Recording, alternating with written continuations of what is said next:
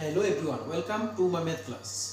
তোমরা সবাই জানো যে এই কিছুদিন আগে টেট পরীক্ষার নোটিফিকেশন দিয়েছে যে ত্রিপুরাতে টেট পরীক্ষা নেওয়া হবে। তো এই টেট পরীক্ষার মধ্যে যে ধরনের অঙ্কগুলি আসে সেই অঙ্কগুলি নিয়ে আমার প্রতিটা ক্লাসের মধ্যে আলোচনা করা হবে এবং আজকের ক্লাসে নিয়ে এসেছে তোমার জন্য এলসিএম এবং এসসিএফ এর খুব গুরুত্বপূর্ণ কোশ্চেনগুলি নিয়ে। দেখো, তার মধ্যে একটি টাইপ হলো, গত ক্লাসগুলির মধ্যে আমি দু ধরনের টাইপের অঙ্ক করিয়েছিলাম, টাইপ 1 টাইপ 2। আজকে হলো টাইপ 3 ধরনের অঙ্ক। দেখো, বলেছে কোন বৃহত্তম সংখ্যা দ্বারা 650, 800, 1250 কে ভাগ করলে প্রতি ক্ষেত্রে সমান ভাগশেষ অবশিষ্ট থাকবে। ঠিক আছে, প্রত্যেক ক্ষেত্রেই অবশিষ্ট যে ভাগশেষটা থাকার কথা ওইটার প্রত্যেকটাই সমান হবে। যদি এই ধরনের কোশ্চেন আসে তোমরা কিভাবে সলভ করবে? একদম শর্ট ট্রিক্সটা হলো, যে সংখ্যাগুলো দেওয়া থাকবে তার মধ্যে সবচেয়ে হাইয়েস্ট নাম্বারগুলো দেখো তো, সবচেয়ে হাইয়েস্ট আছে 1250। তার থেকে তার যে ঠিক ছোট সংখ্যাটা রয়েছে তাকে ম্যাচ করে দেবে। কত আছে? 800, 800 কে ম্যাচ করে দেবে। কত আসে? 0, এখানে 5 থাকবে, থাকবে কত?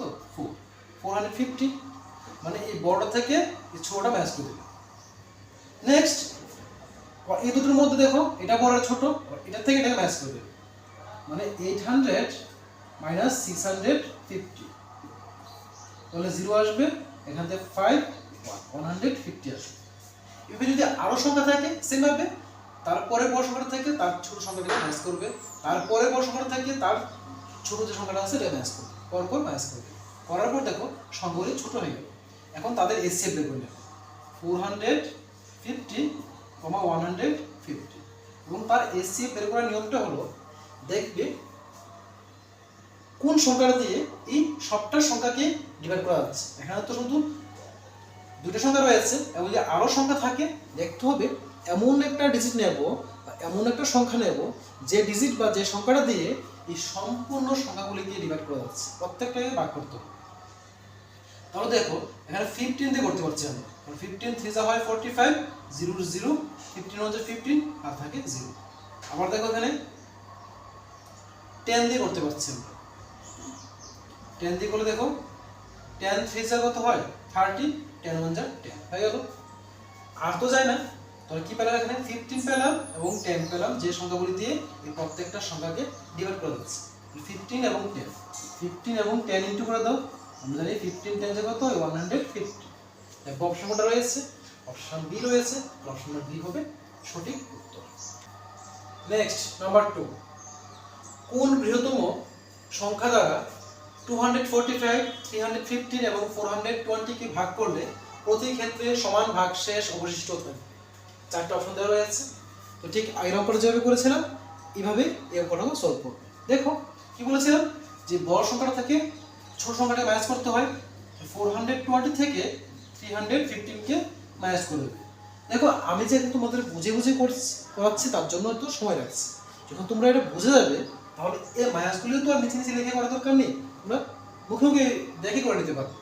তো অঙ্কটা খুব সহজে কয়েক সেকেন্ডের মধ্যে সলভ করে নিতে পারবে। আমি যেহেতু বোঝাচ্ছি তার জন্য হয়তো একটু সময় লাগছে। দেখো 315 থেকে 245 কে ম্যাচ করবে। দেখো এখানে 10 থেকে 5 চলে আসলে 5 থেকে ক্যারি 1 নিচে আসবে, 2 থেকে 2 চলে গেলে 0 আর এখান থেকে 1 আসবে, 105। এখানে 5, এখানে 1 কে 11 ধরতে হবে, 11 মাইনাস 4 কত আসে? 7। ক্যারি 1 এখানে আসলে 0 হয়ে যাবে, দেখা দরকার নেই। তো কি হলো এখানে 105, এখন হলো 70। আবার দেখো কোন সংখ্যা দিয়ে প্রত্যেকটাকে ডিভাইড করা যাচ্ছে। যদি 5 দিয়ে দিই আমরা, 5 2 যা 10, 5 1 যা 5।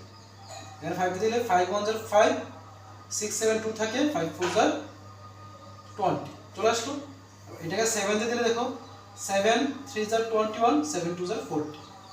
আর তো যায় না, যেহেতু 7 এবং 5 রয়েছে সেটা হলো আমাদের এলসি, 7 ইনটু 5।